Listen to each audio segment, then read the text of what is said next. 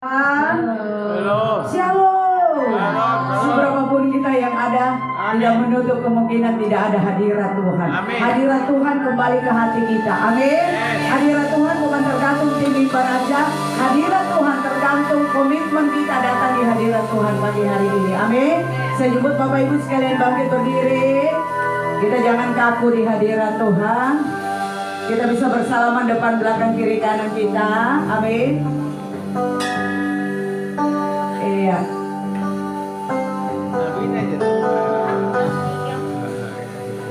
Iya. Maaf pagi ini suara saya agak serak. Boleh dimaafkan, boleh. Tapi kita percaya waktu kita datang dengan hati yang sungguh-sungguh menyembah Tuhan, Tuhan akan menjamah setiap kita. Amin. Yuk kita angkat tangan kita di hadirat Tuhan. Haleluya.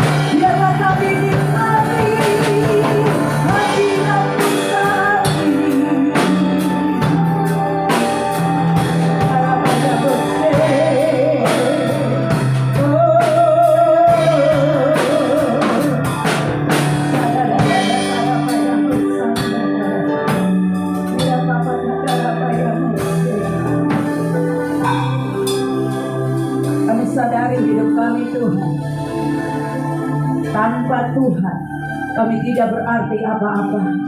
Siapakah kami di hadirat-Mu? Kami hanyalah debu tanah.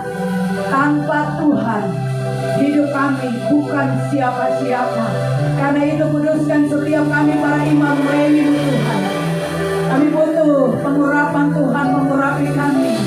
Kami butuh kekuatan Tuhan menopang kami hari ini dalam pelayanan. Maka semua jemaat yang ada di hadirat-Mu saat ini, kuduskan setiap kami. Layakan kami masuk hadirat-Mu Tuhan. Kami mau tanggalkan apapun yang menjadi beban kami hampiri hadirat-Mu. Kami mau belajar taat di hadirat-Mu. Kami mau belajar hormat hadirat-Mu Tuhan. Haleluya. Kemuliaan bagi-Mu tempat maha tinggi. Pengagungan hormat bagi-Mu Tuhan. Raja segala raja yang kami agukan, yang kami muliakan Yesus. Yang bersih.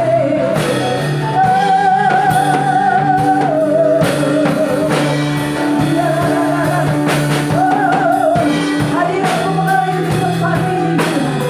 Siapa yang bersangka dan yang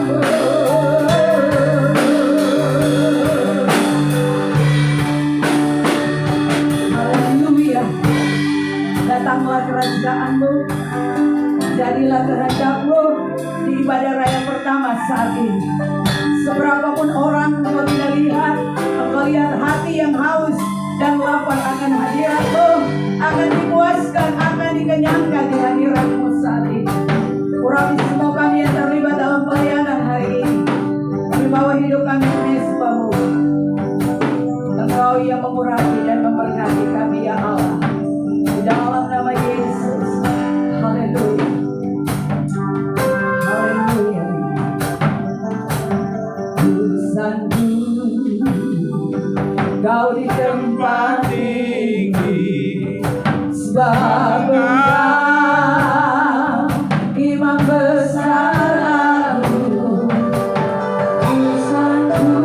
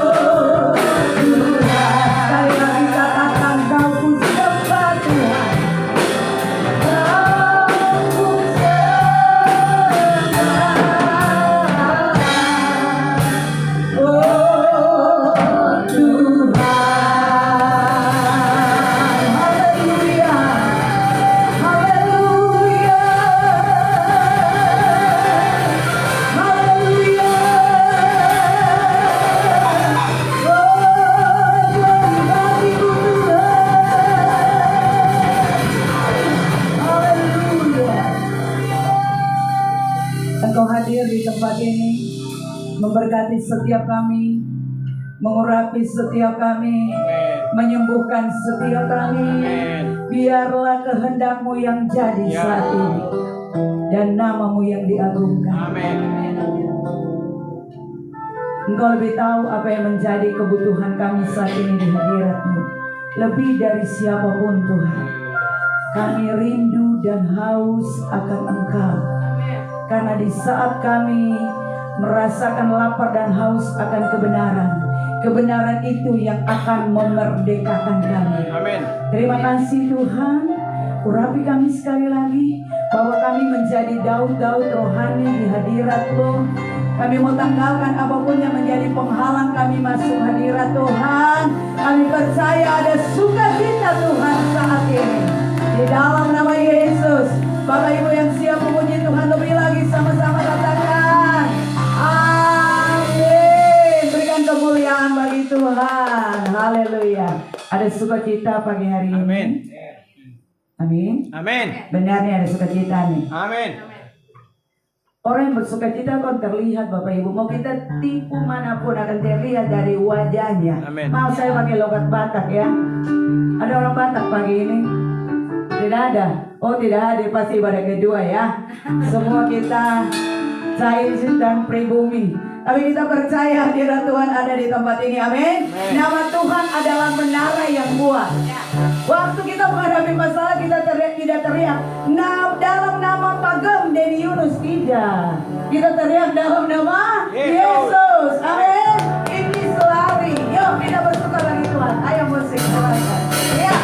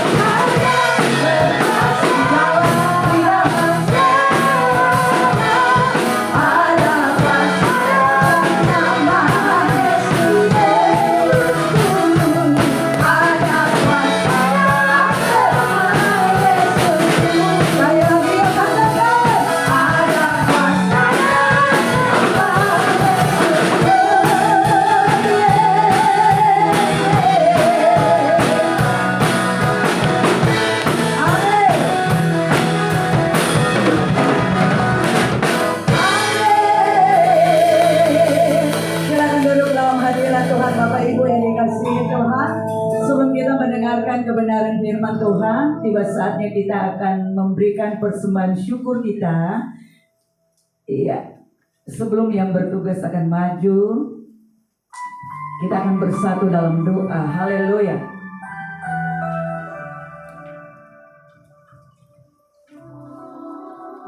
Tak henti-hentinya rahmat-Mu bagi kami, selalu baru setiap pagi. Waktu kami bangun dan melihat fajar pagi, kami percaya penyertaan-Mu akan menyertai kami sepanjang hari. Amin. Karena itu kami tidak perlu takut menghadapi apapun, karena yang di dalam kami Engkau lebih besar daripada yang ada di luar kami. Amin. Tuhan, inilah hidup kami. Tiba saatnya hamba-hambamu, anak-anakmu akan membawa persembahan syukur. Mari Bapa, Engkau membubuhkan berkat di atasnya, dan biarlah berkat ini dapat dipakai untuk memperluas pekerjaan Tuhan di GKS Kerawang. Bukan hanya secara fisik, tapi secara roh, iman-iman kami juga diteguhkan di hadirat Tuhan. Terima kasih Bapa, di dalam nama Yesus hamba sudah berdoa. Haleluya. Amin. Amin.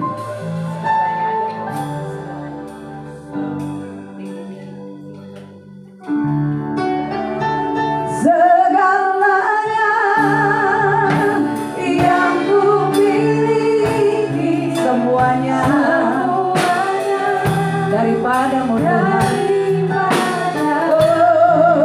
kan ku bawa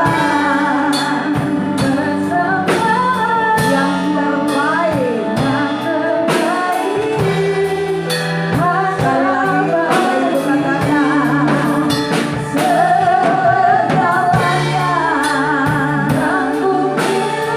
semuanya dari-Mu Tuhan.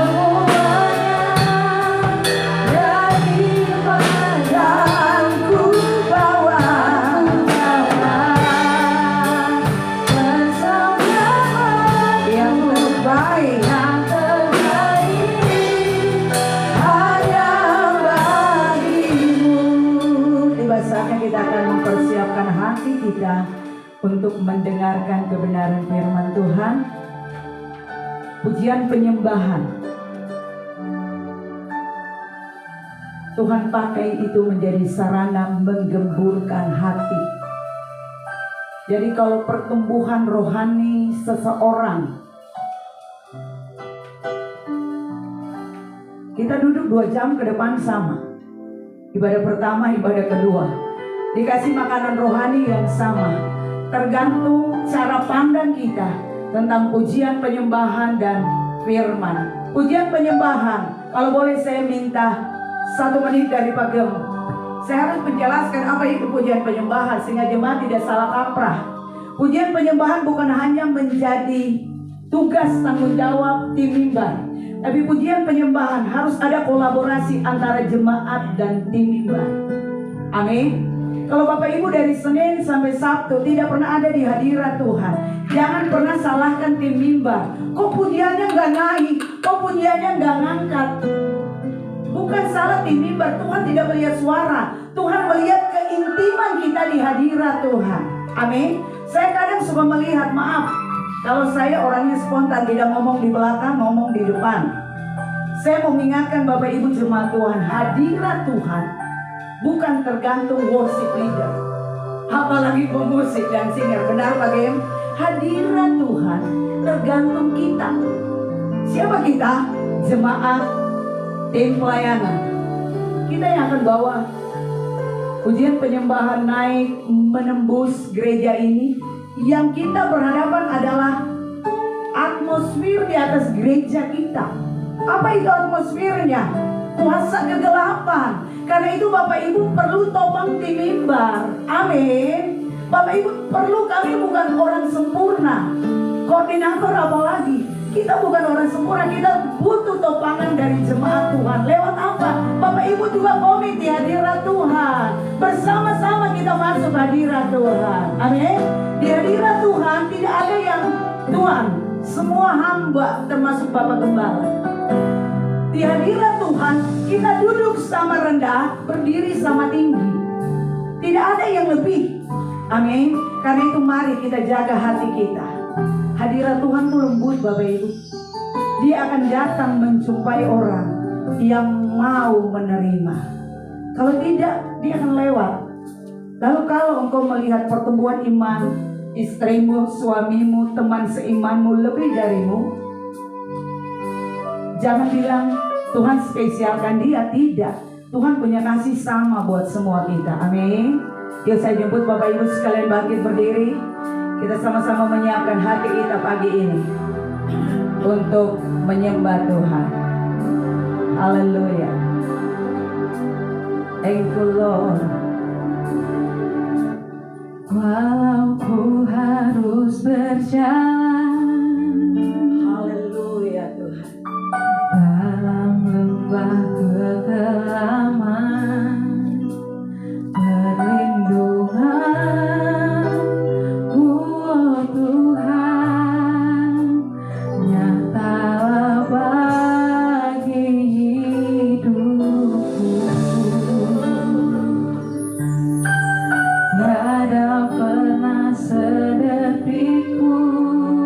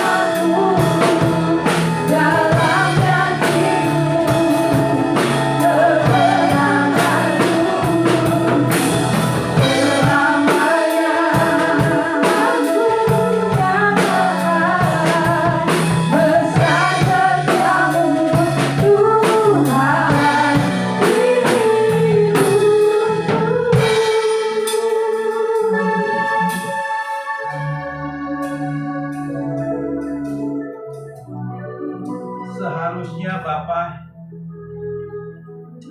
di dalam setiap kehidupan kami ini,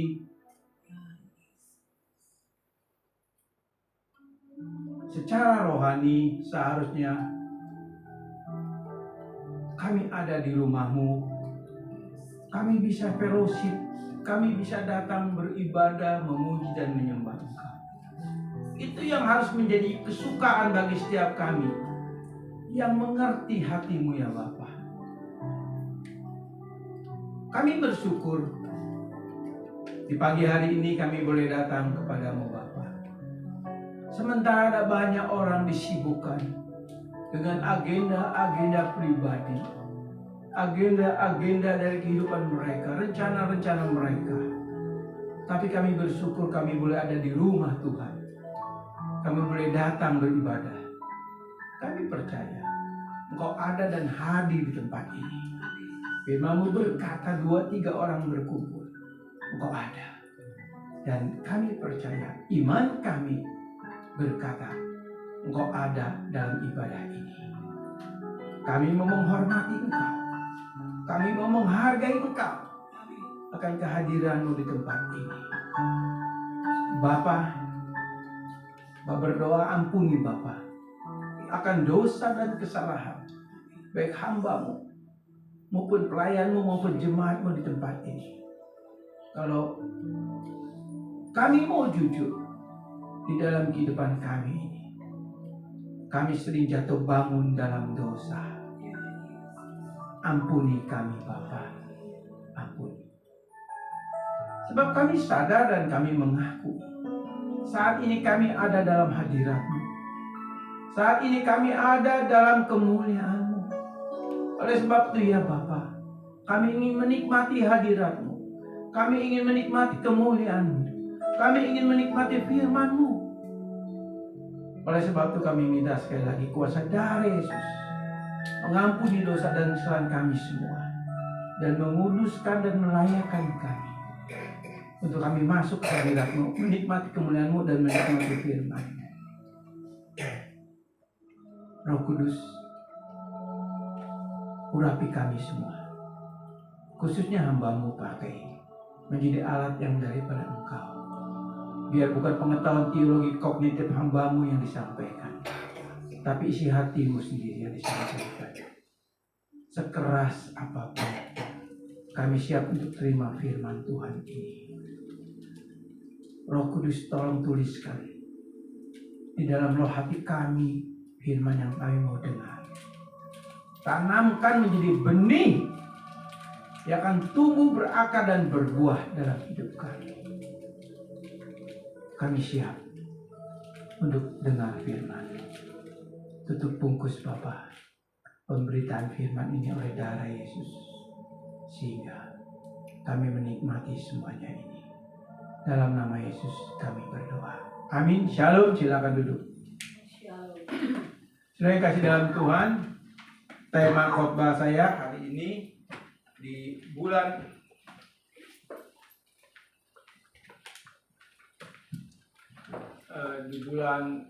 Mei.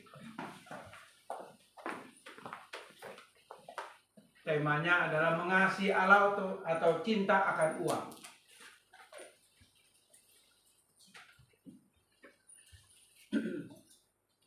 Singan aja singan.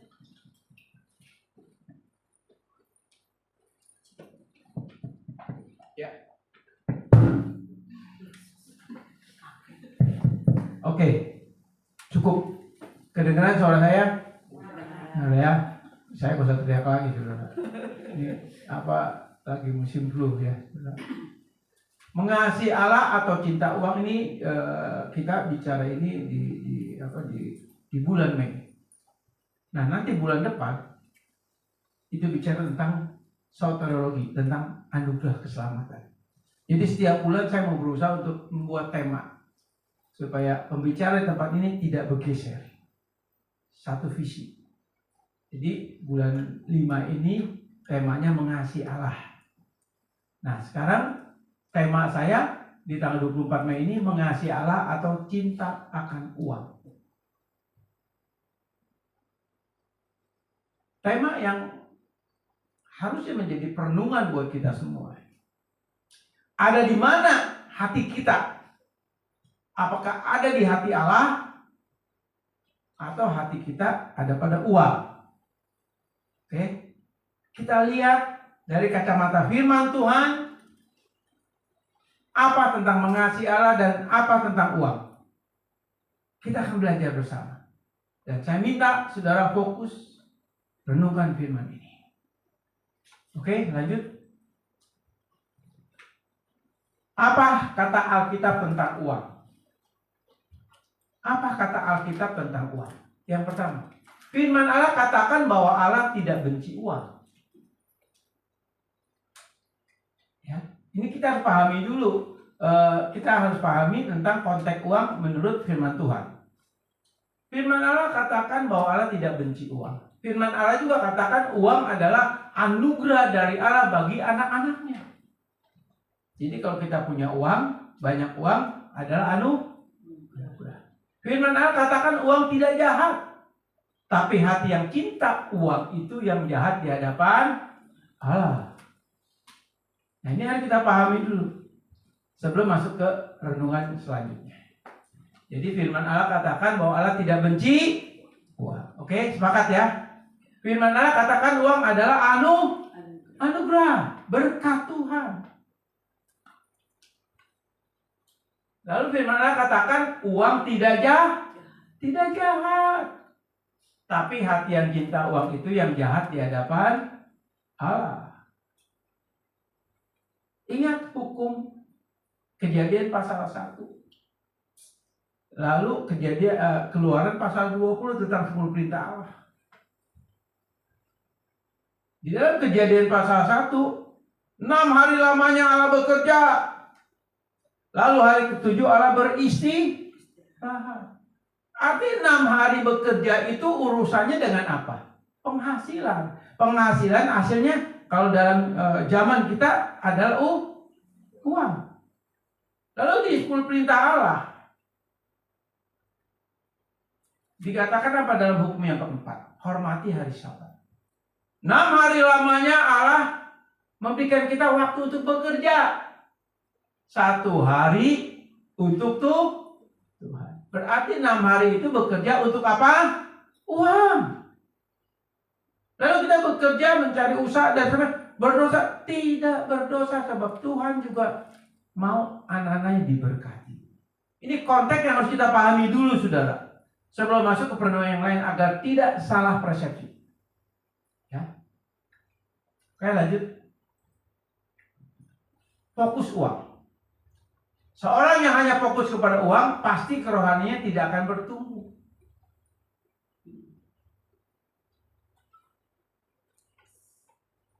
Seorang yang hanya fokus kepada uang, pasti kerohaniannya tidak akan bertumbuh. Kenapa? Nanti kita lihat. Ada apa dengan hati kita? Ada apa dengan jiwa kita? Oke, lanjut. Antara butuh dan cinta uang. Semua manusia, gereja pun termasuk, butuh uang. Setuju? Kita butuh uang. Nah, di sini antara butuh dan cinta uang. Maksudnya apa? Apakah bedanya cinta uang dan membutuhkan uang? Jelas berbeda. Cinta uang itu sudah menguasai hati dan jiwa. Bicara cinta itu udah bicara hati. Perhatikan. Bicara cinta itu bicara hati. Bicara mengasihi itu bicara hati. Itu sikap hati. Sikap hati apakah kita mengasihi Allah atau hati kita mencintai uang. Ini sikap hati yang harus kita pahami. Dan mari kita lihat dalam diri kita masing-masing, di dalam kedalaman kita ada apa dengan hati kita. Apakah betul hati kita mencintai Allah atau mengasihi Allah, atau hati kita mencintai uang? Allah tidak bisa kita tipu daya. Allah tidak bisa kita manipulasi dengan mulut manis, perkataan rohani. Tidak bisa. Dia tahu tujuan kita apa. Walaupun mulut kita berkata, aku mengasihi Engkau Tuhan, aku mencintai firman-Mu Tuhan. Oke. Mungkin secara mata kasar, secara fenomena luar, Seperti saudara melihat saya, pasti saya rohani. Perkataan saya rohani, perkataan saya firman Tuhan. Tapi kan saudara nggak tahu hati saya apakah mengasihi Tuhan, mengasihi firman Tuhan, atau mengasihi atau mencintai uang. Yang tahu cuma Tuhan, saya, dan setan. Kita nggak bisa tipu daya. Oke?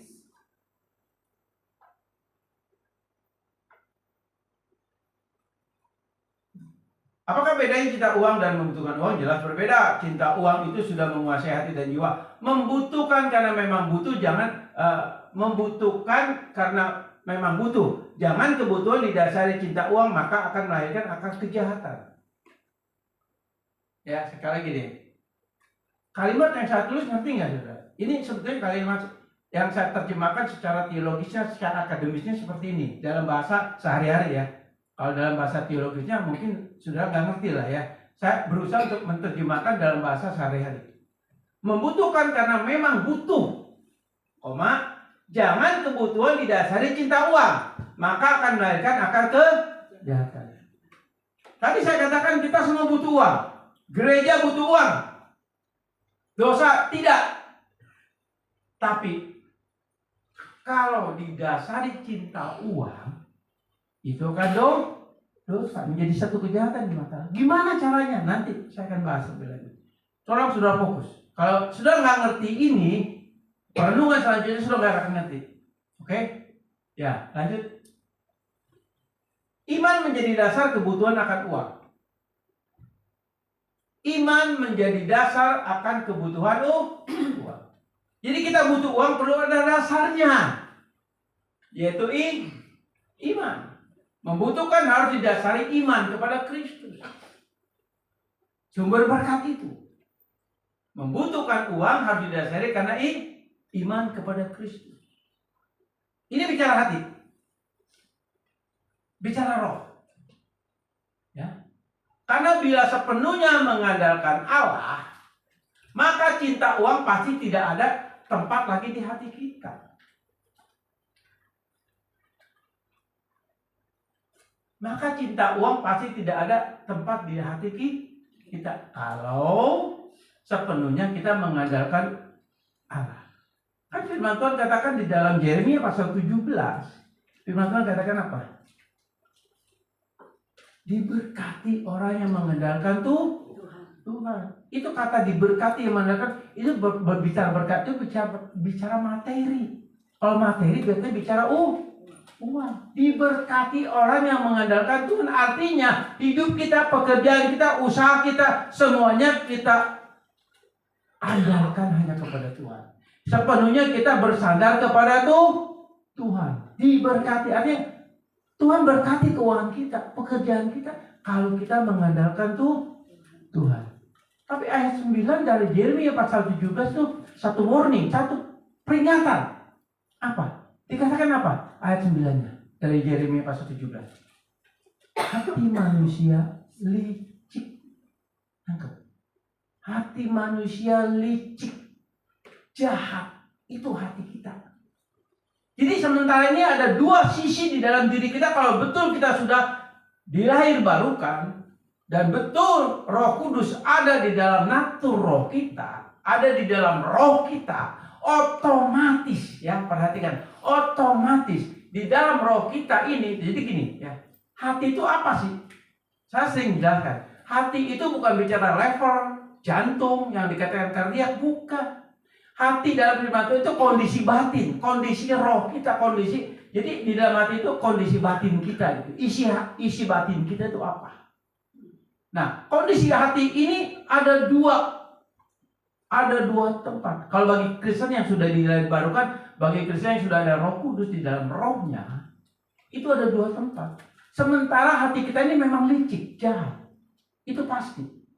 Kan Tuhan katakan di dalam Markus pasal 7 apa pasal 11 dikatakan apa? Dari mulutnya keluar semua perkataan yang jahat, itu dari hati.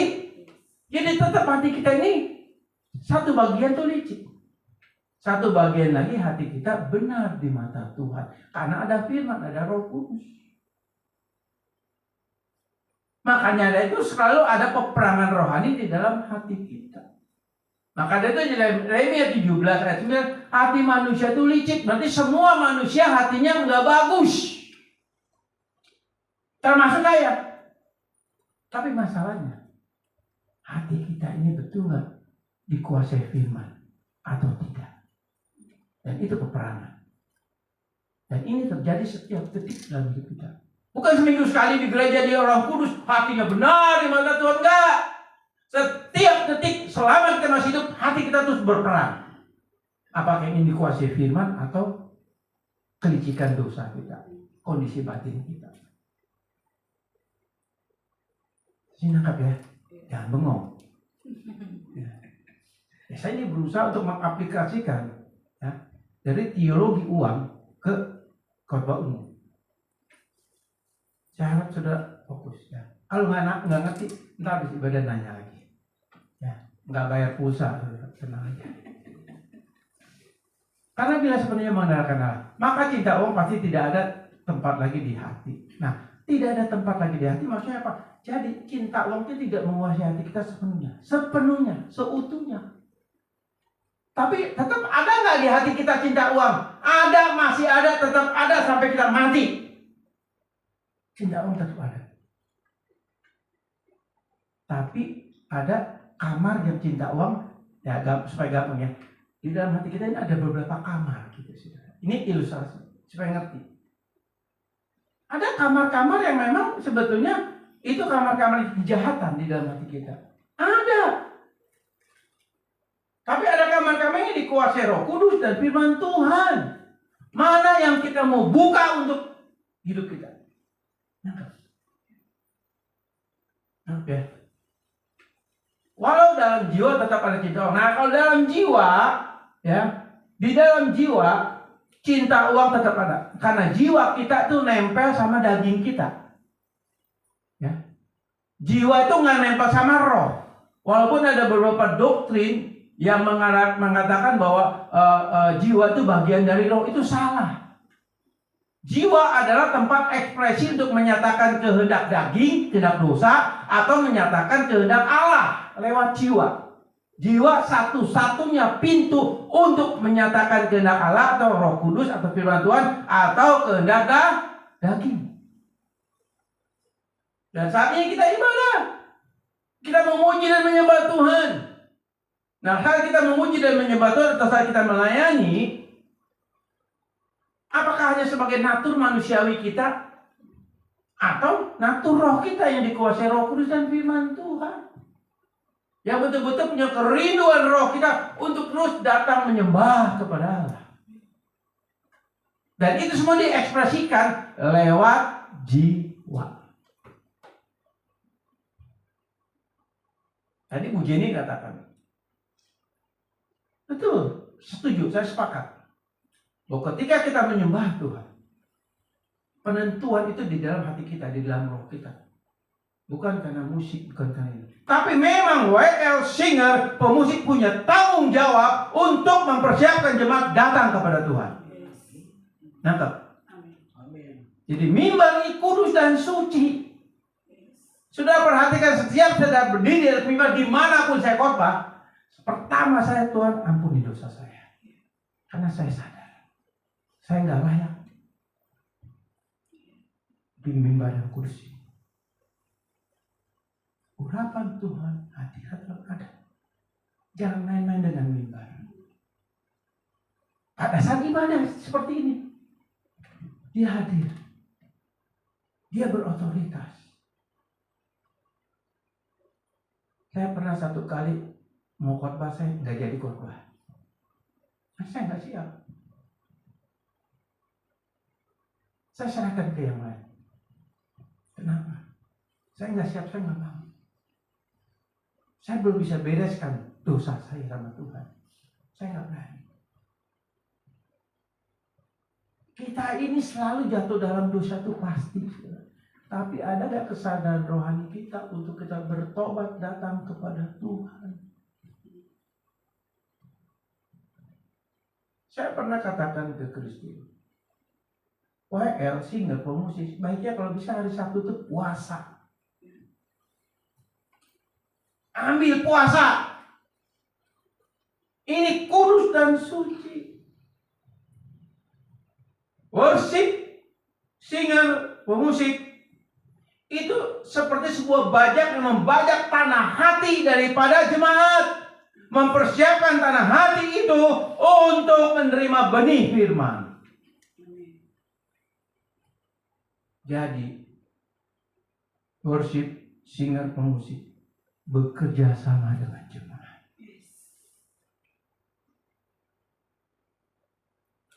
Saudara, kalau kita nangkep maunya Tuhan, apa? Jadi, sebagai hamba Tuhan saya, sebagai pembicara, itu akan terasa berat atau tidaknya akan menyampaikan firman. Jadi jemaat yang kering itu akan terasa buat saya, saudara. Jadi semua yang ada di mimbar ini, jaga hati, jaga relasi dengan Allah. Penting, saudara.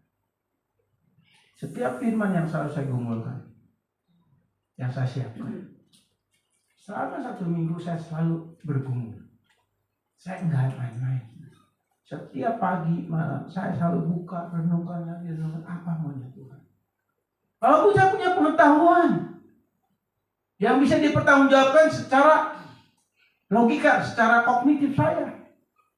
Tapi saya nggak mau pengetahuan teologi saya itu disampaikan lewat khotbah. Saya nggak mau. Saya ingin persetujuan daripada Roh Kudus untuk apa yang harus saya sampaikan. Walaupun pengetahuan teologi itu penting. Kenapa? Karena dengan pengetahuan teologi kita bisa mengerti apa maksud ayat ini. Karena di dalam Alkitab ini ada 3 hal yang saya pernah katakan. Yang pertama, Alkitab itu bicara pengetahuan umum. Jadi siapapun yang bisa baca tulis bahasa Indonesia, kita bicara Alkitab bahasa Indonesia. Siapapun yang bisa baca tulis, dia akan ngerti bahasa yang dia baca. Itu pengetahuan umum. Tapi Alkitab juga bisa bicara juga pengalaman iman. Pengalaman iman bicara hubungan kita, relasi kita dengan Allah di dalam Kristus.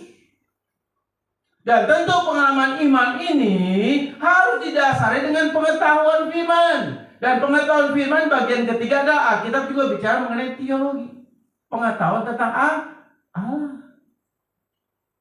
Masih dilengkapi karena Alkitab ini bicara geografi, sejarah, antropologi Kristen, budaya, tata bahasa dari bahasa asli. Bahasa aslinya seperti Ibrani, Aramik, dan bahasa Yunaninya. Karena Alkitab bahasa Indonesia, kalau kita mau kupas, ini hanya baru 70% ketepatan dengan bahasa aslinya. Sudah lengkap. Masih 30% itu kita perlu bahasa asli kudu ngerti. Karena banyak kali pembicara-pembicara yang tidak bertanggung jawab. Keluar konteks. Nah itu yang penting. Karena di dalam Yohanes pasal 14 ayat 20 firman Tuhan katakan apa? Roh Kudus akan mengajar kita. Kata mengajar di situ adalah bicara belajar. Belajar Alkitab. Saya juga nggak ngerti hari ini hari Pentakosta. Benar ya? Hari Pentakosta ya, hari Pentakosta. Tapi saya nggak ngerti. Masih banyak hamba-hamba Tuhan yang suka, malah bagi saya maaf ya saudara, agak keras saya bicara. Mengeksploitasi ya apa? Susah apa? Cuma dijelasin jadi seleo saudara. Jadi ya emang eksploitasi. Ya itu. Jadi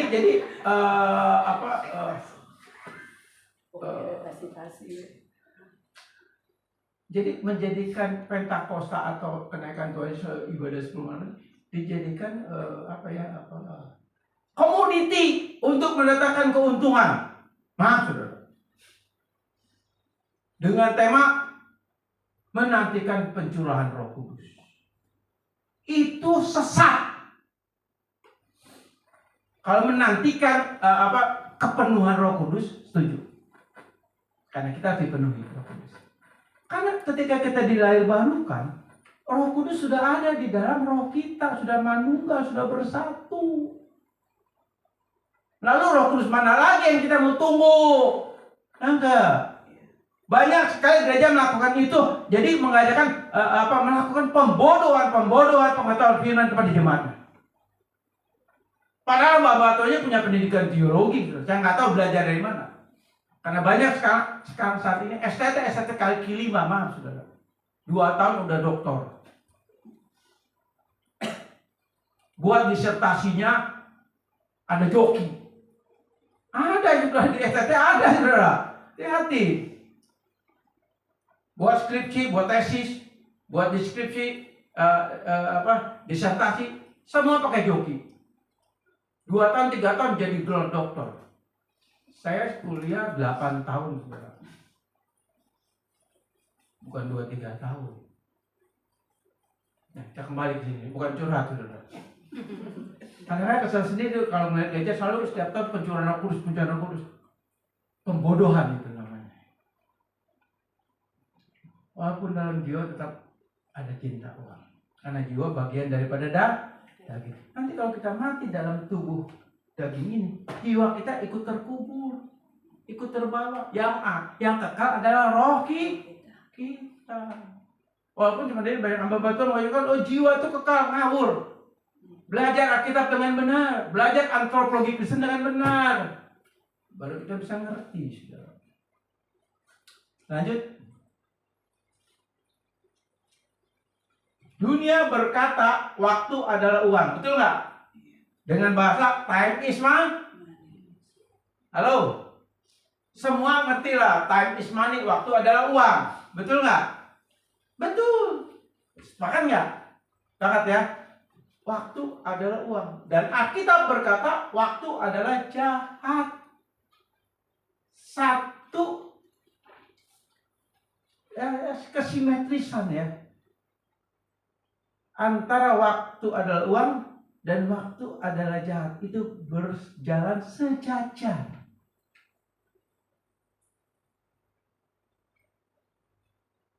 Kalau kita punya konsep waktu adalah Tuhan, berarti kita sudah terjebak dan ada di dalam waktu yang jahat yang dikatakan Efesus pasal 5. Nah, sekarang kita belajar firman Tuhan. Ya. Poin tadi yang saya jelaskan itu harus ngerti. Kalau nggak nyangkut sendiri. Cinta uang menurut Alkitab. Ya. 1 Timotius 6 ayat 10. Firman Tuhan katakan demikian. Karena akar segala kejahatan ialah cinta uang. Sebab oleh memburu uanglah beberapa orang telah menyimpang dari iman dan menyiksa dirinya dengan berbagai-bagai duka. 1 Timotius 6 ayat 10. Karena akar segala kejahatan cinta uang. Sebab oleh memburu uanglah beberapa orang telah menyimpang dari iman dan menyiksa dirinya dengan berbagai-bagai duka. Sampai sini ayat 1 Timotius 6 ayat 10 sepakat nggak kita? Halo, sepakat nggak? Halo, jawab. Sepakat ya. Nah, pertama ya, poin pertama. Ayat ini ditujukan kepada orang Kristen di Efesus. Waktu itu Paulus menulis surat ini sekitar tahun 64-an ya. Kepada Timotius anak rohaninya, dan saat itu Timotius sedang dipercayakan untuk mengembalakan jemaat di Efesus. Lalu apa hubungannya kitab Efesus dengan Wahyu pasal 2 tentang jemaat Efesus yang pertama juga? Nah itu juga. Kalau kita baca di dalam Efesus pasal 2 ayat 4, Tuhan Yesus katakan apa? Kamu memang bagus, setia beribadah, setia melayani, ngerti firman Tuhan. Bahkan kalau ada pendeta-pendeta khotbah di Efesus yang salah, dia tahu ini salah. Hebat pengetahuan teologinya jemaat Efesus. Tapi Tuhan katakan apa di dalam Wahyu pasal 2 ayat 4? Engkau sudah tidak mengasihi aku lagi. Tangkap. Engkau sudah tidak mengasihi aku lagi. Artinya apa? Hatinya berpaling kepada uang. Itu jemaat Efesus. Nah ini pentingnya pengetahuan. Kita belajar histori. sejarah Efesus. Kalau kita nggak belajar teologi dengan benar, kita nggak ngerti sejarahnya seperti apa, kenapa muncul ayat seperti itu. Nangkap? Ya? Oke. Ayat ini ditujukan kepada orang Kristen di Efesus, bahayanya cinta akan uang. Yang rajin ibadah, melayani Tuhan, yang merasa sudah beriman. Ada nggak di kita sini? Bahwa kita rajin ibadah, kita rajin melayani Tuhan, dan kita merasa sudah beriman. Ada, banyak. Termasuk di sini. Banyak. Oke, lanjut. Ciri Kristen cinta uang. Nah, ini perhatian saudara ya. Ciri Kristen seorang Kristen cinta uang.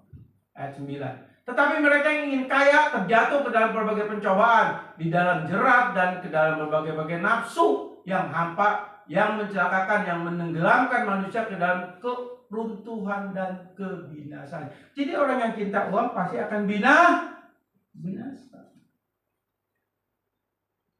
Banyak nggak Kristen yang cinta uang? Banyak. Itulah yang disebut Kristen lalang atau hamba Tuhan palsu.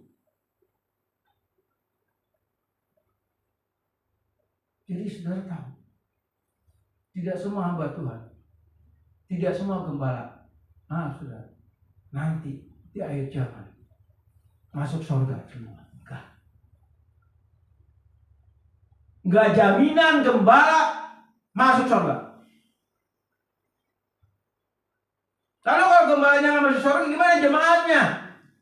Ikut dong sama gembala? Tidak. Karena itu tanggung jawab pribadi masing-masing. Ada banyak gembala yang cinta uang, banyak. Menjadikan gereja sebagai kerajaan keluarga, dari bapak ke anak, nanti dari anak ke cucu. Itu kalau gereja gede. Tapi kalau gereja kecil, cari pengganti yang lain. Nangkep saudara? Udah ke anak-anaknya, lu jadi dokter aja, lu jadi insinyur aja. Ngerti? Jangan ikut papa, belangsa. Kayak saya. Loh betul, saya cerita sedikit ya, bukan curhat. GBI itu pastoral sinodal. Jadi gembala berhak memberikan jabatan kepada istri atau kepada anaknya atau kepada cucunya. Itu ada undang-undangnya di GBI. Saya iseng-iseng tanya istri saya, nggak mau tuh. Tanya anak saya Sipi, mau nggak kamu ambil kuliah teologi? Nggak apa, pahit. Cucu saya lagi, Cici mau nggak nerusin? Nggak opah. Nggak ada duitnya. Gitu. Nah ini cerita fakta. Saudara, saya bersyukur. Sebelum saya jadi hamba Tuhan, Tuhan sudah berkati saya dengan melimpah. Saya hidup sudah dalam kemewahan. Saya dulu sering kemana-mana. Ke berbagai tempat di luar negeri saya sering. Mau pergi, tinggal pergi. Tapi kalau waktu Tuhan panggil saya, di situ harga yang harus saya bayarkan. Jadi ketika saya ambil full time, apa yang saya jual? Semua aset saya jual untuk kebutuhan hidup. Sehingga saksi sejarah istri saya, anak saya, cucu saya melihat. Mana? Melayani Tuhan kok jadi susah. Ini fakta saudara. Saya bukan curhat. Tapi saya bilang apa? Apa yang Tuhan kasih, Tuhan ambil kembali, itu haknya Tuhan. Yes. Jadi saya nggak marah sama Tuhan. Walaupun kadang-kadang jiwa saya ini teriak. Kenapa Tuhan? Kok melayani jadi susah? Tapi ada satu sukacita, ketenangan dalam hati saya. Yang mana isi anak saya, cucu saya nggak ngerti. Saya bilang itu masalah hati susah. Walaupun ada tawaran dari Surabaya dengan gaji di atas 20 juta 1 bulan, dapat fasilitas kesehatan, mobil, rumah. Kalau ngajar di sekolah teologinya juga saya dapat lagi. Apa nggak enak saudara? Istri saya, anak saya, cucu saya udah pindah ke sono. Loh betul. Secara manusia saya, aduh iya benar juga ya. Daripada gue belangsak di sini. Kan begitu. Saya bergumul. Tapi Tuhan ikat saya di sini. Susah. Saya bilang ke keluarga saya, kamu gak ngerti hati saya. Udahlah, jangan debat lagi. Kita jalan aja sama Tuhan. Walaupun berdarah-darah, tapi tetap Tuhan punya. Jadi saudara, sebagai gembala atau sebagai hamba Tuhan, cinta uang terus saya jaga dalam hati saya. Walaupun saya suka uang, bohong saya nggak suka uang.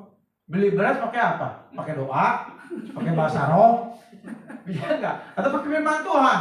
Hah? Bawa Alkitab ke toko beras, laku nggak? Ditangkap saya saudara, pakai hepeng, pakai duit. Dulu saya kalau beli beras saudara, itu kintalan saudara. Sekarang saya beli beras cuma 2-3 liter setiap minggunya. Jauh, tapi saya bersuka cita. Tetap cucu saya masih bisa kuliah. Walaupun biaya kuliah cucu saya itu 1 bulan tuh bisa ambil 8 juta biaya semua. 8 juta. Sudah. Gaji saya di gereja ini nggak segitu. Cuma 3 juta. Semua peperangan. Tapi harus dijaga. Oke. Akar. Di sini dikatakan cinta uang akar segala kejahatan. Kata akar itu dalam bahasa asli disebut riza. Riza dalam bahasa Yunani itu tunas. Tunas. Semua ngerti dalam tunas apa tunas? Dari biji timbul tuh. Halo, ngerti nggak?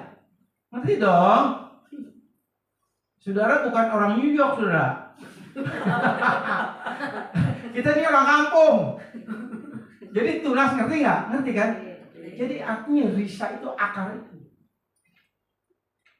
Kalau udah cinta uang, itu udah akar, mengakar. Jadi pohon cinta uang di dalam hati kita, saudara. Nanti tunas. Dari tunas tumbuh. Lalu timbul buah cinta uang. Jadi betapa dalamnya cinta uang ini. Dan mengakar di dalam hati kita. Hati-hati. Riza tunas. Mulai tumbuh yang jahat. Segala kejahatan. Saya gak usah bicarakan. Dengan uang mungkin 25.000 saja orang bisa saling bunuh. Betul nggak? Halo, betul nggak? Betul. Dengan nilai uang, ada satu hamba Tuhan yang saya pernah alami. Saya sendiri mengalaminya, saudara. Ketika itu saya dapat undangan untuk pelayanan di satu desa. Di satu desa pelayanan itu, lalu saya dapat PK nggak dapat, saudara. Keluar ongkos sendiri, tidur pun di hotel, ongkos sendiri, makan pun sendiri. Enggak. Tapi saya harus tugas ke desa, ke kampung. Sementara di hari yang sama ada satu hamba Tuhan gereja besar. PK-nya gede, pasti gereja besar, saudara. Ada ini bisa nggak? Nah ini di kita. Saya bilang jam berapa? Sama jamnya. Saya bilang apa? Saya sudah dapat tugas di tempat lain. Manusia saya, nih otak. Kita ini punya jiwa yang jahat, saudara. Pikiran saya, waduh, mending yang di desa gua batalin nih. Bisa minggu depan. Kenapa enggak? Ini dulu aja nih, Kang Tau. Tahu Kang Tau. Hepeng, duit. Ini dulu, gede PK-nya. Kan begitu. Tapi saya bilang, Tuhan ampuni saya. Pak maaf, nggak bisa. Saya harus pergi. Sudah tahu. Untuk dapat uang yang besar, hilang. Sementara saya butuh. Enggak. Tapi ada harga yang saya bayar. Bohong kalau saya nggak suka uang. Bohong, saudara. Kalau saudara pada ini suka uang, suka banget. Oh iya, jujur. tapi tidak cinta uang. Saya selalu matikan itu di dalam hati saya. Kamar hati saya yang satu yang ada cinta uangnya, kamarnya saya kunci. Cuma belum bisa dibuang sudah kuncinya. Kayak suka muncul. Bapak pernah jujur, saudara. Ngerti? Kita harus jujur sama Tuhan, jangan bohong. Saya sering Tuhan, tolong.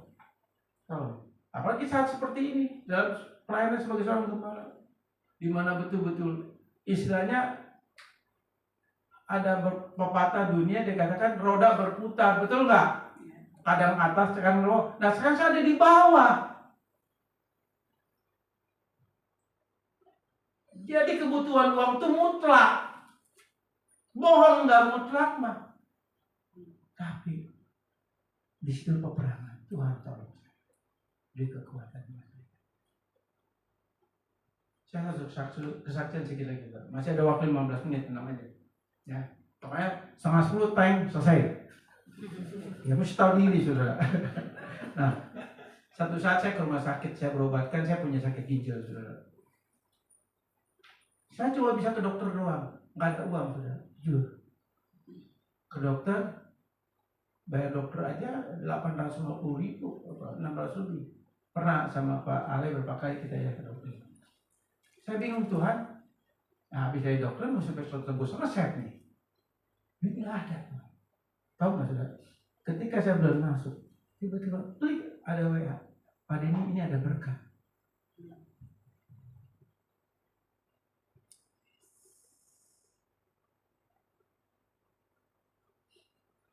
Keluar ya dokter.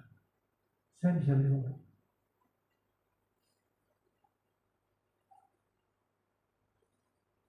Jadi betul-betul merasakan hidup yang mengandalkan Tuhan itu peperangan. Jadi bohong kalau hamba Tuhan gak suka uang itu munafik. Kita semua suka uang. Tapi suka dan cinta berbeda. Cinta dalam bahasa asli disebut pilar guria. Pilar guria itu artinya apa? Pilar guria artinya benih yang sudah ada sejak lahir. Jadi cinta uang itu udah ada sejak orang tua kita dilahirkan dari orang tua kita. Cinta uang ada di dalam benih itu, ada di dalam jiwa kita. Jadi cinta uang bukan menuju gede gitu, udah ngerti duit baru, enggak. Dari lahir cinta uang itu udah ada. Udah ada di dalam diri kita. Yaitu dosa warisan dari Adam dan Hawa. Jadi pilar guria artinya di sini bicara mengenai benih yang sejak lahir sudah ada. Dan memburu, orego artinya merindukan. Kata memburu itu orego dalam bahasa Yunaninya artinya. Jadi setiap saat ini jiwa kita ini, pikiran kita khususnya selalu rindu uang. Halo, kalau yang kerja kan, kalau udah tanggal tua kan pengen cepet-cepet tanggal muda supaya dapat gaji. Bener nggak? Itu rindu. Salah? Enggak juga. Asal jangan dibumbui cinta uangnya gitu. Tapi kata membungku orego itu ada satu kerinduan akan uang. Itu ada pada diri kita semua. Kita nggak bisa munafik, saudara. Tuhan tahu. Lalu kita rindu uang, dosa nggak? Saya katakan tidak. Kalau selama kita tetap bersandar kepada Tuhan. Jadi tolong bedakan antara rindu uang sama cinta uang. Ini konsep yang berbeda, ya. Begitu. Pengkhotbah 5 ayat 9. Coba satu orang baca cepetan dikit. Waktu saya tinggal 12 menit lagi nih. Cepat. Siapa mencintai uang tidak akan puas dengan uang, dan siapa mencintai kekayaan tidak akan puas dengan penghasilannya. Nah, ini pun sia-sia. Nah, itu Pengkhotbah 5. Cuma yang tuliskan Salomo. Ini kitab Pengkhotbah ditulis pada masa akhir Salomo. Salomo menulis 3 kitab. Pertama, kitab Kidung Agung pada saat dia menjadi raja. Kedua, dia pada saat menjadi raja, dia menulis kitab Amsal. Dan yang ketiga, pada saat dia sadar dan bertobat dari penyembahan berhalanya, pada saat di akhir bertobat di hari tuanya, dia tulis pengkhotbah. Jadi di dalam pengkhotbah 5 ayat 9 dia katakan semua adalah sia-sia. Karena dia nih raja yang paling kaya raya. Uangnya melimpah nggak kehitung. Sekarang Elon Musk aja masih bisa dihitung 4.000 triliun apa berapa saya nggak tahu lah ya. Saya pegang triliun gitu juga belum saudara. Tapi orang paling kaya. Tapi Salomo kekayaannya nggak terhitung. Dia katakan apa di pengkhotbah 5:9? Nggak ada artinya sia-sia. Sia-sia kan tadi kan? Iya. Sia-sia. Pengalaman dia tuh. Begitu saudara. Menyimpang. Aploplano itu ada tipu daya. Dari Mesias palsu Markus 13 ayat 22 dikatakan nanti si Mesias palsunya akan banyak membuat mujizat, memberkati A, B, C, D dengan berlimpah. Itu ada di mana Mesias palsu? Ada di gereja yang mengajarkan teologi kemakmuran. Percaya Yesus kamu pasti diberkati, percaya Yesus kamu pasti berhasil, percaya Yesus kamu disembuhkan, percaya Yesus pasti bla bla bla bla bla. Tidak seperti itu. Itu ajaran positive thinking. Itu ajaran yang berpusat kepada diri manusia, berpusat kepada selera manusia. Gereja yang seperti itu, gereja yang menyesatkan banyak jemaat. Ayo nabur. Nanti diberkati 60, 30, 100 kali lipat. Itu konsep yang salah. Karena bicara 30, 60, 100 itu bicara pertumbuhan rohani, bukan duit. Tapi banyak hamba Tuhan memanipulasi firman untuk merangsang jemaatnya. Kasih duit biar gede buat gereja. Nanti masuk gereja, masuk kantong pendeta. Pasti itu sudah. Tapi di gereja ini, walaupun saya punya wewenang untuk mengatur keuangan, saya katakan tetap gaji saya aja. Sebab kalau saya mengelola keuangan di sini, bisa jatuh cinta uang nanti. Itu fakta, saudara. Saya harus tahu diri. Walaupun aset saya masih banyak, sudah dalam bentuk yang tidak liquid.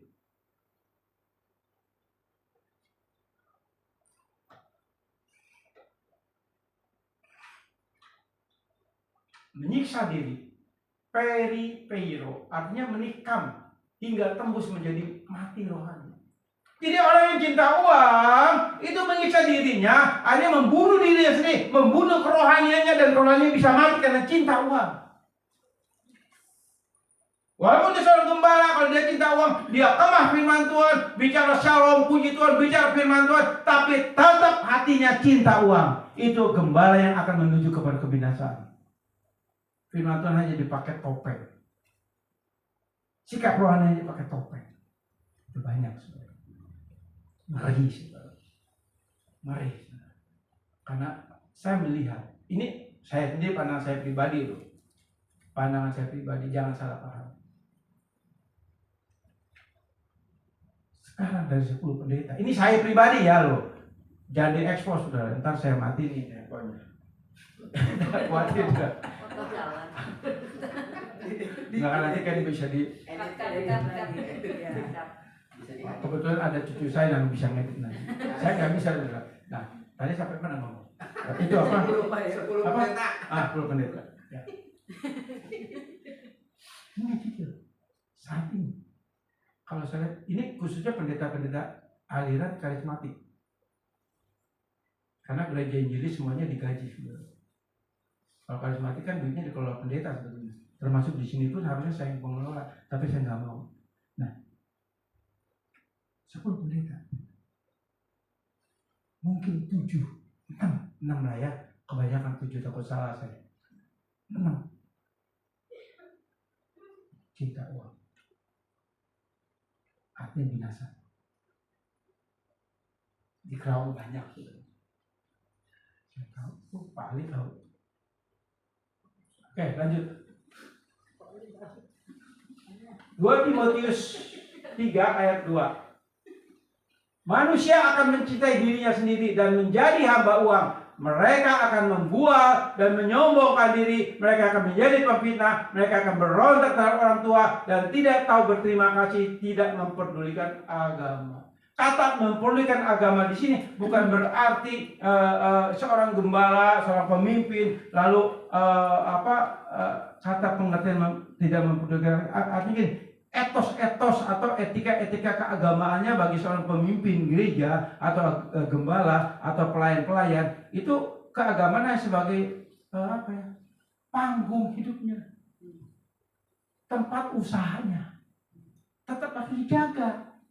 Tapi dikatakan tidak memperdulikan agama, artinya tidak memperhatikan kebenaran firman Tuhan tidak diterapkan dalam hidupnya. Walaupun bicara di mimbar, bicara firman Tuhan dan sebagainya. Ini banyak sebenarnya. Hati-hati.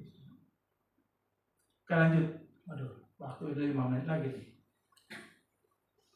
Ayat ini juga menceritakan orang Kristen dalam keadaan manusia di zaman ayat 1-7. Nanti sudah baca di rumah dah ya, saya nggak sempat lagi ini. Ayat 1-7 itu bicara tentang manusia di akhir zaman. Yang artinya, mereka beribadah bla bla bla, tapi tetap artinya ada di uang. Gitu. Ya, ayat 1-7. Menjadi hamba uang atau pilaguros itu menghambakan diri hanya pada uang saja. Seperti orang Farisi di dalam Lukas 16 ayat 13-14. Ini penting saya harus sampaikan dulu. Ya, Lukas pasal 16 ya, ayat 13-14 firman Tuhan katakan demikian Saudara ya. Penting. Lukas 16 Lukas berapa ya? Ya, Lukas 16 ya. Lukas 16. Lukas 16 ayat 13-14. Seorang hamba tidak dapat mengasihi kepada dua tuan. Karena jika demikian ia akan membenci yang seorang dan mengasihi yang lain, atau ia akan setia kepada yang seorang dan tidak mengindahkan yang lain. Kamu tidak dapat mengabdi kepada Allah dan kepada Mammon. Mammon di sini bicara uang. Semua itu didengar oleh orang Farisi, hamba uang itu, mereka mencemoohkan dia. Jadi orang Farisi ini sebagian besar adalah cinta uang. Mereka pakai jubah imam, jubah rohani sebagai pemimpin agama, tapi hatinya cinta uang. Jadi dikatakan di sini sama Tuhan, orang Farisi itu sebagai hamba uang. Artinya cinta uang. Nah, kalau kita baca lagi di dalam Mika pasal 3 ya, saya akan bacakan Mika pasal 3 ayat 11 ya. Demikian firman Tuhan.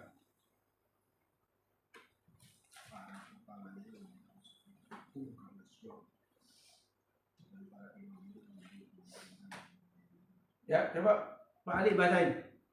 Para kepalanya memutuskan hukum karena suap, dan para imamnya memberi pengajaran karena bayaran. Para nabinya menenung karena uang, padahal mereka bersandar kepada Tuhan dengan berkata, bukankah Tuhan ada di tengah-tengah kita? Tidak akan datang malapetaka menimpa kita. Jadi Mika pasal 3 itu bicara mengenai para pemimpin agama, ya, para imam, para orang Farisi ahli Taurat, ya, pemimpin agama di Bait Allah itu berkelompok, bersekutu untuk cuma apa? Cari duit, memperkaya diri dari gereja, memperkaya diri dari pelayanan. Dan saat ini pun gereja seperti itu. Banyak gereja gembala mencari uang di gereja. Jemaatnya pakai becak, jemaatnya pakai Grab, gembalanya pakai Alphard. Memperkaya diri uang gereja, itu nggak boleh. Dan ini fakta. Banyak hamba Tuhan gembala seperti itu karena mencari uang di gereja. Yang tadi saya katakan dari 10 hamba Tuhan, mungkin 6 akan binasa. Saudara. Dan itu fakta. Lalu gereja gimana? Kok jemaatnya banyak? Tuhan bela gereja. Tuhan bela firman. Tuhan bela namanya. Bukan bela gembalanya. Nangkap. Jadi kalau gembalanya nggak benar, tetap Tuhan bela nama dan gerejanya dan firmannya. Soal itu milik dia. Sudah ngerti ya? Bedanya. Ya? Oke ya. Seperti itu. Mencintai diri sendiri. Pilautos, hanya bisa mencintai diri sendiri dan tidak peduli terhadap sesama, semua diukur dengan uang. Ya, oke. Pembuat alasan bicaranya besar karena kekayaannya, ukurannya hidupnya orang fasiknya seperti Roma 1 ayat 30. Menyombongkan diri, huperepanos, artinya angkuh, memandang rendah seorang orang Farisi seperti Roma 1 ayat 13. Banyak sekali hanya hamba Tuhan yang sudah diberkati merasa dia diberkati. Ini banyak melihat hamba Tuhan yang kecil itu jadi bos, ngerti? Gayanya bos. Gayanya bos. Banyak pemimpin agama gembala yang sudah besar itu jadi bos. Sehingga gembala-gembala kecil itu kalau ketemu itu cium tangan. Kalau gembala besarnya datang, itu tasnya dibawain karena dia udah gak kuat bawa Alkitab. Bawa dosanya udah banyak. Jadi Alkitab pun dibawain, lalu duduk paling depan, paling empuk. Itu banyak. Tuhan katakan di dalam Yakobus apa? Pasal 2. Sebaiknya kamu duduk di belakang, bukan di depan. Itu pemimpin agama. Silakan. Jadi nggak ada karpet merah sebetulnya buat para pemimpin agama yang gereja besar. Oke, nah, udah 11 nih. Sebentar lagi sudah ya, sebentar. Biar aja yang di depan nggak apa-apa, biar aja. Oke. Jadi yang ini senang memfitnah, blasphemeos, artinya memfitnah atau sama juga sedang memfitnah atau menghujat atau melecehkan atau menghina. Seperti itu blasphemeo, artinya seperti itu. Tidak menghormati orang lain. Artinya walaupun gua gembala, walaupun pemimpin rohani, walaupun hebat apa, tetap yang menjadi unggulan gua kaya. Mobil gua mewah, uang gua banyak. Masih banyak gereja-gereja kecil yang perlu diperhatikan, tapi mereka mewah dengan gereja yang menikmati duitnya. Ngerti saudara? Nggak peduli. Saya sering bayar pelayanan ke daerah-daerah, ke desa-desa. Miris saudara. Pernah saya melayani di gereja di waktu itu Perjamuan Kudus yang melayani saya, sudah tahu. Taplak meja, taplak apa ya? Ini mah bagus. Itu dipakai buat tempat. Mana pantas ini buat Perjamuan Kudus kok gini? Ya cuma adanya ini Pak. Nangis saya. Sementara berapa kilometer itu banyak gereja besar nggak peduli. Saya tanya gembala-gembala yang di daerah-daerah, Pak kenapa sih? Kan kamu punya rekanan begini. Mereka nggak peduli Pak. Itu jujur. Makanya saya lebih suka pelayanan ke desa-desa. Makanya pelayanan misi itu penting, saudara. Setiap pelayanan misi saya bukan dapat duit, saudara. Tapi uang yang ada pada saya pun ikut nabur di situ. Saudara jangan salah, saya ikut nabur. Walaupun saya lagi nggak ada uang, tetap saya nabur. Seperti nanti bulan Juli saya akan mengadakan seminar hamba Tuhan di Cilacap. Hamba Tuhan desa-desa yang saya kumpulin. Dan mereka undang saya. Mereka cuma bilang apa? Pak, kami nggak bisa kasih apa-apa. Nggak apa-apa. Saya yang berkati kamu. Maka itu nanti saya akan buat persembahan misi. Tabur. Kita bisa percaya Yesus kan ada misionaris dari luar negeri, betul nggak datang ke Indonesia, betul nggak? Pasti di Ambon sejarah itu ada tuh. Karena misionaris datang ke sini. Penting misi itu. Karena gereja harus punya misi. Gereja harus punya misi. Dan saya sebagai gembala harus jalanin 3 tiang gereja. Misi, diakonia, koinonia. Gereja hidup seperti itu. Gereja yang tidak misi adalah gereja yang mati. Sudah tahu. Maka saya di ayo jemaat ikutlah pelayanan ke misi saya. Biar tahu. Saya pernah tidur di gereja di kampung di pedalaman juga. Tidur cuma ampar tikar dingin. Mandi di kamar mandi yang ada ikannya. Ada ikannya, benar. Ada ikannya. Lalu ada kangkung. Ada kangkung ini buat ikan. Saya tahu di situ kamar mandi, WC, kangkung. Saya pikir kangkung ini buat ngasih ikan, saudara. Nggak tahu pas lagi makan. Lah ini kangkung dari mana Pak? Di kamar mandi. Puji Tuhan kata saya. Saya makan tapi puji Tuhan gak sakit perut saudara. Saudara bayangin, itu harusnya dulu waktu saya belum full time saudara. Begitu nggak akan saya lakukan. Saya nggak mampu. Tapi setelah full time Tuhan buat saya rendah. Saya bisa lakukan. Jadi hamba Tuhan itu harus berbahagia. Lalu dikatakan apa selanjutnya? Pemberontak. Apaistis. Dia memberontak sebab tidak taat kepada orang tua, tidak taat kepada Tuhan, tidak suka agama firman Tuhan, anosios artinya status yang tidak menerima kekudusan dari Allah, jadi nggak mau dikuduskan nanti. Oke? Lanjut masih ada? Habis ya? Habis kan? Nah. Hah? Habis. Iya. Tepuk tangan.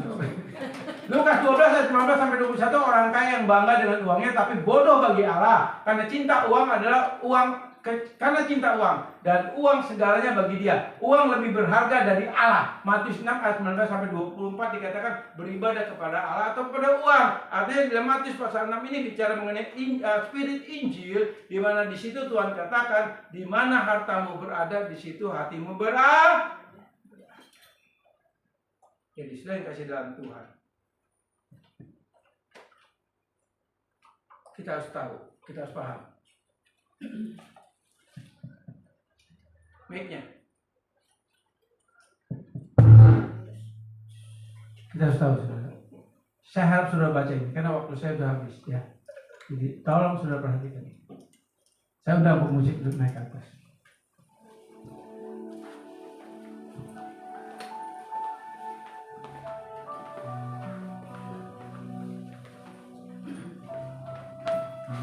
Kita berdoa saudara. Bapak terima kasih buat firman pada pagi hari ini. Firman yang syarat waktu yang terlalu pendek. Kami minta Roh Kudus menyempurnakan pemahaman ini di dalam setiap hati dan roh kami, sehingga kami boleh mengerti menteraikan firman yang kami baca ini dan kami renungkan. Roh Kudus tolong kami. Dalam nama Yesus kami berdoa. Amin.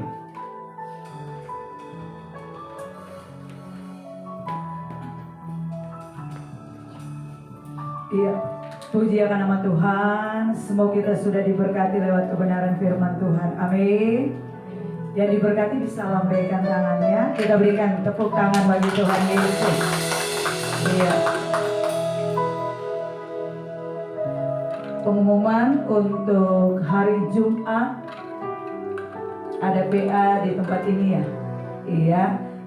Sesudah itu selesai ibadah 2, ada ibadah pengucapan syukur di rumah Ibu Vera sama keluarga Bang Markus ya. Bapak Ibu diundang ke sana, jamnya jam 1. Oh, setengah 1. Habis ibadah jalan. Oke. Pokoknya jam 1 lah Bapak Ibu ya, selesai ibadah jalan. Perjalanan ke sana juga kan butuh waktu ya. Oke, kita akan mengakhiri ibadah kita di pagi hari ini. Saya jemput Bapak Ibu sekalian bangkit berdiri. Haleluya.